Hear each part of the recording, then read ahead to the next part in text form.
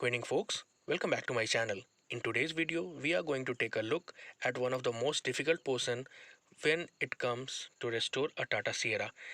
The section that we are going to restore today is the rear side glass section, and as you can see, we had to first cut it open so as to just see how the internal sections are formed. Now you don't really have to go through it. I have kind of like done the effort for you guys, and here's the diagram for that. As you can see, it's made out of three sheet metals. All of them are formed as per the requirement. The sheet number 3 is the outer and lower portion. The seat number 2 is the upper portion on which the rubber along with the glass goes at the top along the point B. And the seat number 1, which is in red color, that goes inside, so it's kind of like a structural. Now this two box section, as you can see, the upper one which is enclosed by 1, 2 and 3, and the lower one which is enclosed by just 1 and 3, are kind of like strengthening structure for the entire body.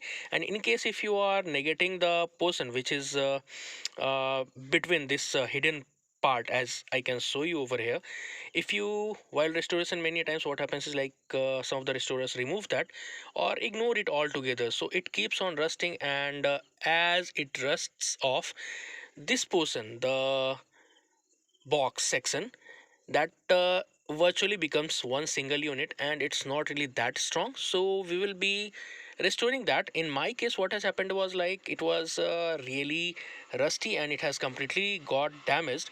You can see the damaged area in the diagram over here, and I'll show you the picture also in a bit.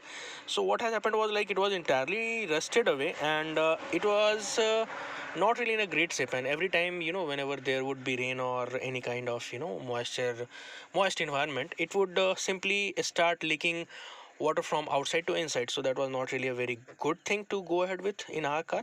So we'll be showing you how to actually restore it. What we have to do is like you can see in this particular diagram, I have tried to elaborate it in a step. So first we have to cut the one dash section, that's basically the upper portion of plate number 1, and then we have to go and replace the lower section. As you can see, obviously we have to remove the faulty or damaged plate number 2, and then we have to go for the damage repair on the internal section which is going to be hidden, but it's going to be the strengthening member, so we have to very neatly take care of that thing, I must say. Once that's done, we have to weld the formed sheet metal which will be forming all together. In a bit I'll be showing you how actually we have done it. You can use a press or you can use the easiest method which is around you. So we formed that area, and then we went ahead and we had to in step 3 we had to weld that along point number A, as you can see. Now once these two places are welded together, you can place back the cut out section, that is one dash, and the restoration will be complete. In essence, it's not complete right now.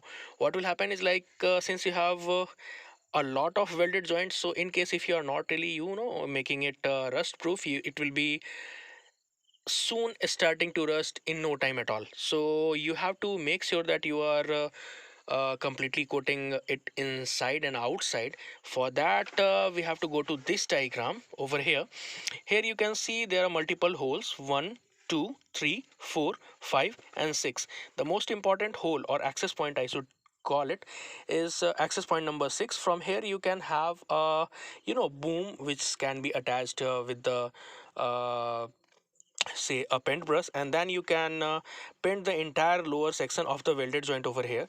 Next you have to take care of the other thing, which is basically the area or the portion which is between 1 dash 3 and 2. So that's kind of like cut off. So for that, what you have to do is like we have to repair the entire section in stages. So as you can see in the lower diagram over here, you have first, second and third priority order. So first you can see over here, we have to first join the first one. I mean, we have to complete the assembly on the first section over here, and then we have to primer coat it from the rear portion, cause that's the access point that we have. The second, obviously we have to repair and then primer coat it.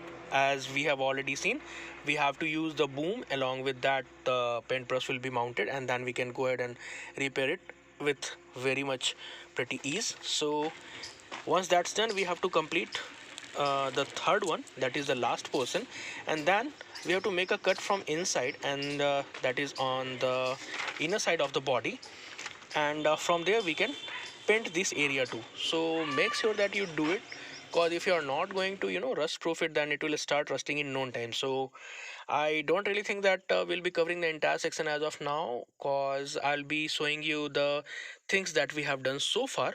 But these are the technicalities that you have to keep in mind while you are going to restore the rear portion of your car. So that be it, folks. I guess in this video that would be all. In next video, I'll be showing you the exact working of the entire thing, and then you can have a better idea on how actually you can do it. So stay tuned for more. Till the next time, build it, ride it.